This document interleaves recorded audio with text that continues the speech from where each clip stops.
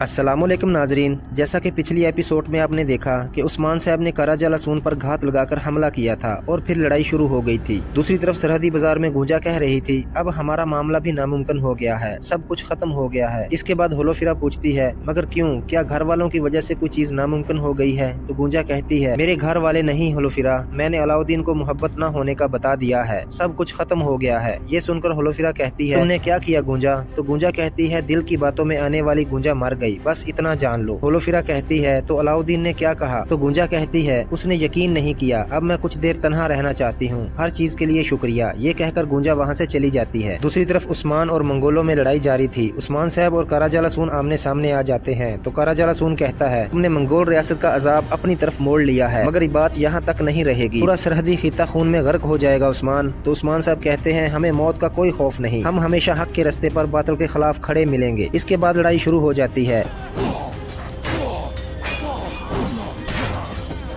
इस तरह उस्मान साहब इसकी तलवार गिरा देते हैं। ये देखकर कराजा लसून बहुत परेशान हो जाता है। इसके बाद उस्मान साहब इस पर मजीद वार करते हैं, जिससे कराजा लसून के मुंह से खून बहने लगता है। इसी लड़ाई में जरकुताई और बुरहान एक दूसरे की मदद करते हुए दुश्मन सिपाहियों को मारते जा रहे थे और वो कई सिपाहियों का खात्मा कर देते हैं। वसीलियुस भी इस लड़ाई में शामिल था और कुछ सिपाहियों को शहीद कर देता है। इधर उस्मान साहब और कराजा लसून के दरमियान लड़ाई जारी थी। इस तरह कराजा लसून उस्मान की ढाल काबू में कर लेता है। उस्मान साहब इसकी गिरी हुई तलवार की तरफ बढ़ते हैं तो कराजा लसून कहता है मेरी तलवार को हाथ मत लगाना उस्मान, लेकिन उस्मान साहब की तलवार उठा लेते हैं। तो कराजा लसून काफी गुस्से में आ जाता है और कहता है उस्मान मैं तुम्हारा सर कलम कर दूंगा। इसके बाद वो भी एक तलवार उठा लेता है। उस्मान इसकी तलवार को उठाकर गौर से देखने लगता है और फिर कहता है तुम खाक में मिल जाओगे। इसके बाद दोबारा लड़ाई शुरू हो जाती है। उस्मान साहब एक वार करके इसकी टांग जख्मी कर देते हैं, फिर इसे नीचे गिरा देते हैं। इतने में दो मंगोल सिपाही उस्मान साहब पर हमला कर देते हैं। वहाँ मौजूद मंगोल लड़की कराजा लसून से कहती है कमांडर हमारे सिपाही कमजोर पड़ते जा रहे हैं। इतने में उस्मान साहब दोनों मंगोलों का खात्मा कर देते हैं और कराजा लसून भी खड़ा हो जाता है और जोर से कहता है नौकरों हम पीछे हट रहे हैं। ये सुनकर उस्मान साहब कहते हैं कहां भाग रहे हो? ये कहकर उस्मान साहब आगे बढ़कर फिर से हमला कर देते हैं, लेकिन इतने में मजीद मंगोल सिपाही आ जाते हैं, जिसकी वजह से कराजा लसून को भागने का मौका मिल जाता है। कुछ देर में उस्मान साहब इन आदमियों का खात्मा कर देते हैं, लेकिन इतने में कराजा लसून अपने घोड़े के करीब पहुंच चुका था। ये देखकर उस्मान साहब कहते हैं फिर से भाग गए। हाँ, उस्मान साहब के सिपाही इसके पीछे भागने लगते हैं, लेकिन मंगोल फिर भी निकल जाते हैं। तो उस्मान साहब कहते हैं बुरहान ताकत में महारत रखने वाले सिपाहियों को रवाना करो। ये सुनकर बुरहान 3 सिपाहियों को इसके पीछे रवाना कर देता है। फिर बुरहान कहता है गुरबूज और बाकी सिपाहियों का खून खुश्क होने से पहले हमने इन कुत्तों को बर्बाद करके रख दिया हुजूर, मगर इस कमांडर का सर अभी भी बाकी है। तो उस्मान साहब कहते हैं बिल्कुल परेशान ना हो, जल्द ही हम सब का इंतकाम लेंगे। इस कुत्ते की तलवार हमने छीन ली है, अब सर भी ले लेंगे।